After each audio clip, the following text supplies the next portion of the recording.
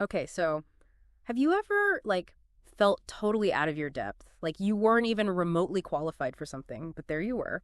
Yeah, I think we've all been there. Well, that's kind of what we're diving into today with Exodus chapter 4. It's about Moses, right? And getting that whole burning bush memo from God. Talk about feeling unqualified. Right, it's like, oh, God.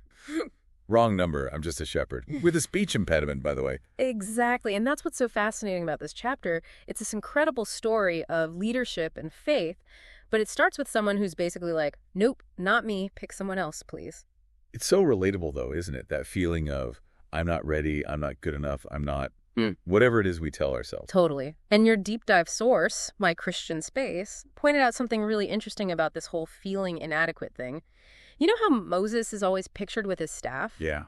Well, it turns out that the Hebrew word for staff, mattah, it also connects to this idea of humility and trust. Wow, I didn't know that. Yeah, isn't that interesting? It changes the whole way you see that staff, doesn't it? Right. It's not just some random stick anymore. It's like this symbol of yielding. Exactly. Like Moses is saying, okay, I'm showing up with what I've got.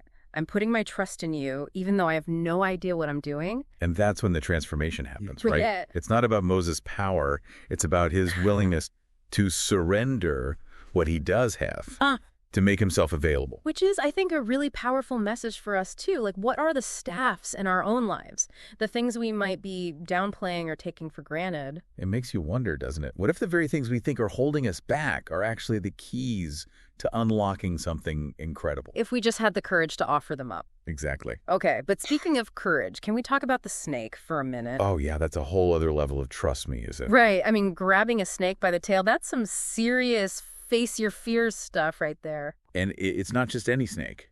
It's his staff transformed. It's like, okay, you offered this thing up in humility and trust. Now let's see what you're really made of. And that's leadership, right? It's not about having all the answers or never being afraid. It's about being willing to step into the unknown, even when it's scary as hell. And to do it on faith. Because ultimately, that's what Moses is doing, right? He's trusting that God's got him. Which is a good thing, because if it were me, I'd be running in the other direction. Maybe. But then we wouldn't have this amazing story, would we? True that. It takes guts to lead, that's for sure. But you know what I find interesting? Moses doesn't go it alone. True, and thank goodness for Zipporah, right?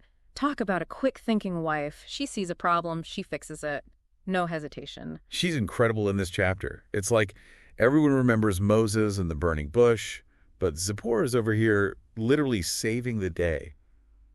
It makes you think about those unsung heroes in our own lives, doesn't it? It really does, and it makes you wonder, would Moses have been able to step into his calling without her? That's a good question, and it highlights something important about leadership. It's rarely a solo act. We need those people around us, the ones who see things differently, who aren't afraid to step in, to challenge us, to support us. It's like that old saying, teamwork makes the dream work. Exactly. And it's not just a nice idea, it's a recurring theme in the Bible. Look at how many times God sends people out in pairs. It's true. You've got Moses and Aaron, the disciples, even those two witnesses in the book of Revelation. It makes you wonder why pairs. What is it about having a partner that makes leadership more effective? Well, for one thing, you've got built-in support. Someone to bounce ideas off of, to share the load, to remind you that you're not in it alone when things get tough. And everyone's got their strengths right. A good partner can fill in the gaps where you're lacking. Totally. Like, imagine if Lennon had tried to write all the Beatles songs, A&D play all the instruments by himself. Right. It wouldn't have been the Beatles, would it? Not even close. So each person brings something unique to the table, and that's where the magic happens. Absolutely. And speaking of unique, have we talked about Moses' speech impediment? Oh yeah, how about that for irony?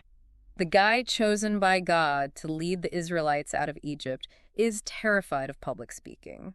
It's amazing when you think about it. It really challenges our whole idea of what a leader should be. God doesn't choose the most eloquent, the most confident, the most whatever we think.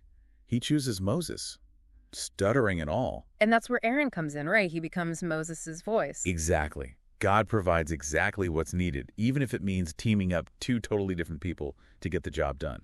And I think there's a powerful message in that for all of us. It's like saying your weakness doesn't disqualify you. It might even be the key to unlocking the perfect partnership.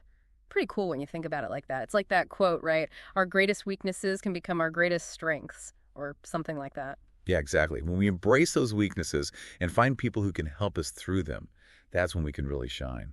Totally. And, we've been talking about Moses and Aaron, but what about Zipporah? I mean, she wasn't leading the Israelites out of Egypt or anything. True, but she was right there with Moses, supporting him, even But saving his neck when she had to. literally. And that takes us back to this idea of leadership not always being loud or flashy, right? Sometimes it's about those quieter strengths, the listening ear, the wise counsel, the willingness to step up when needed. Absolutely. And those qualities are just as important as the rah-rah kind of leadership, wouldn't you say? Totally. Oh. In fact, maybe they're even more important because they often go unnoticed, but they're the glue that holds everything together. 100%. Hmm. It's about recognizing that everyone has a role to play, even if it's behind the scenes, and that those roles are all essential to success. Okay, so we've covered a lot of ground here, from feeling unqualified to the power of partnership. Is there like a final thought you'd want to leave our listeners with? I think the biggest takeaway from Exodus chapter 4 is that we don't have to be fearless superheroes to answer our calling. We just have to be willing to show up with what we have, our staffs, so to speak. Right. Those things that we might be tempted to downplay or dismiss. Our experiences, our quirks, even our perceived flaws. Exactly. Because those things are what make us unique. There are strengths in disguise. And when we offer them up with humility and trust, just like Moses did, amazing things can happen. Maybe even miracles. So to everyone listening, thanks for joining us on this deep dive. Remember, leadership isn't about being perfect. It's about taking that first step, even if it's with a stutter, and finding those people who will support you along the way. Because we're all in this together, right? We are indeed. Until next time.